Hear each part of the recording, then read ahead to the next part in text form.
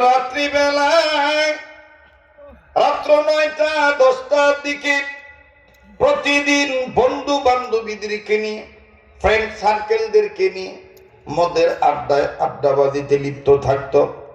প্রতিদিন রাত্রে যে মদ খাইত, পৃথিবীর সবচেয়ে দামি কোম্পানির মদ, সে কোম্পানির নাম হলো স্যামসাং কোম্পানি।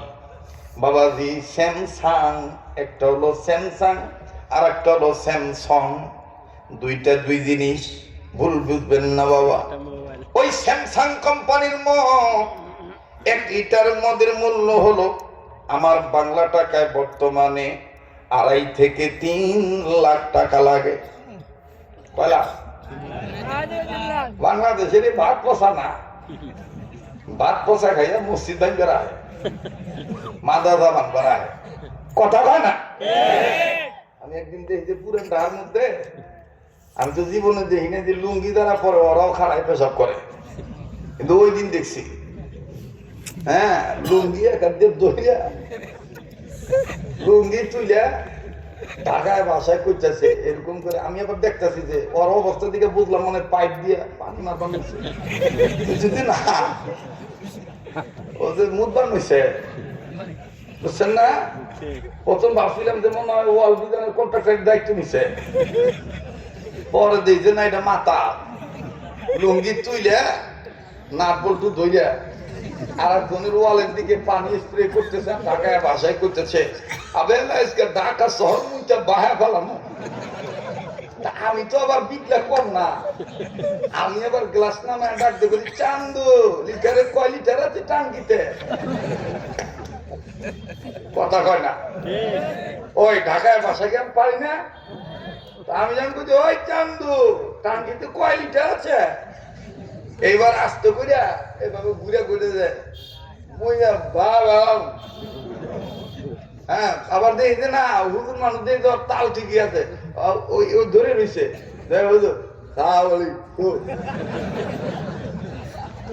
রেলো বাপ পচা পানি খেয়ে অবস্থা।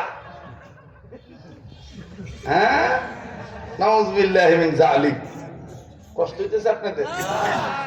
আপনাদের যদি কন্দের না দোয়া করতে দেবো। হ্যাঁ, আজকে ইতিহাসের পাতার রেকর্ড হয়ে থাকবো আজকের ওয়াজ, কথা কোন ঠিক কিনা? যারা কোন ঠিক কিনা? তাড়াহুড়া করেন না, আমার কোনো কাগজ টুকুজ দিয়েন না, খবরদার। আমি একটু ঠান্ডা মাথায় আগাই, ওয়াজ করা লাগবো, ঠিক না? ঠিক না? আমার সাইডটা আগাই বলতেন, এটা খুব খেয়াল করে। মোহতারাম হাজিরিন, তো মিস মেরি ম্যাডাম যে মদ খাইতো, 1 লিটার মদের মূল্য কত? 3 লাখ, 2 থেকে 3 লাখ টাকা। এই 2-3 লাখ টাকা 1 লিটার মদ বন্ধু বান্ধবীদেরকে নিয়ে আড্ডা দেয়। একদিন রাত্রি 9টা বাজে বন্ধু বান্ধবীদেরকে নিয়ে মদের আসর জমানোর জন্য কেবল মদ গ্লাসে ডালছে, সবাই মিলে মদ খাইব। ইন দি মিন টাইম তার এক ফ্রেন্ড ডাক দিয়ে বলতেছে, মেরি মদ তো আজকে খাইয়া মজা পাবো না। বলে কেন? মনে হয় একটা বস্তু আনতে তোমার মনে নাই। বলে সেটা কি? সেটা হলো আইস, বরফ। রাস্তায় খারাপ কথা কারারে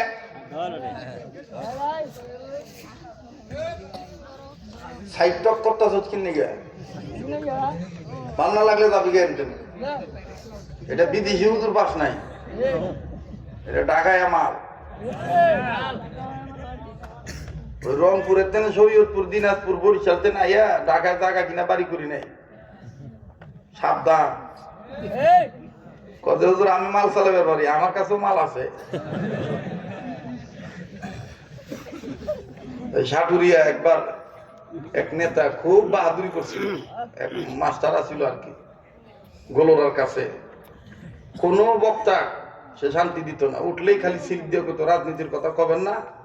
মানে এমন হইতো যে শেখ হাসিনার দ্বিতীয় স্বামী আর কি, এমন একটা অবস্থা দেয়। তো খুব বক্তাদেরকে অপমান করতো। এবং বক্তাদেরকে জিল্লতি করে ছেড়ে দিত। বক্তারা ওনার ভয়ে লাইট বন্ধ করে দিয়ে স্টেজের পিছন দিয়ে পালাইতো। একদিন আমার পরে পড়ছে,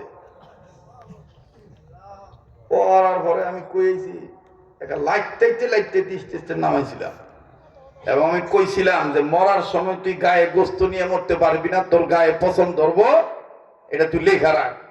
এটা ঠিকই হয়েছে, মরার সময় ও গায়ে গোস্ত নিয়ে মরা পারে না, গায়ে পছন্দ ধরে মরছে। কথা বোঝেন নাই?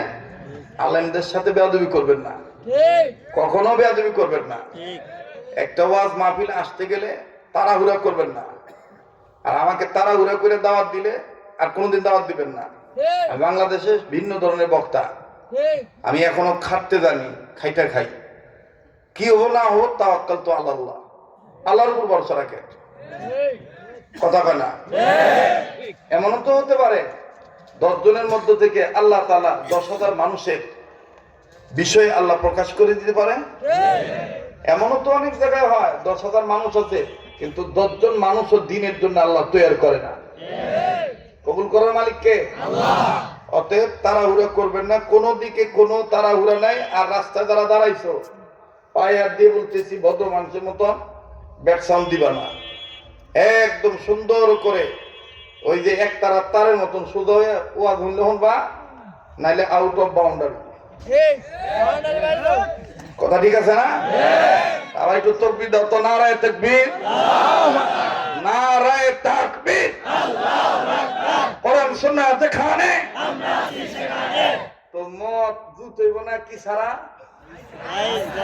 উত্তর দাও। আবার ক, বুড়ারা বুঝবো না, এরা বুঝবো না, কারণ এরা এই জগতের না বাবা, বুঝো না?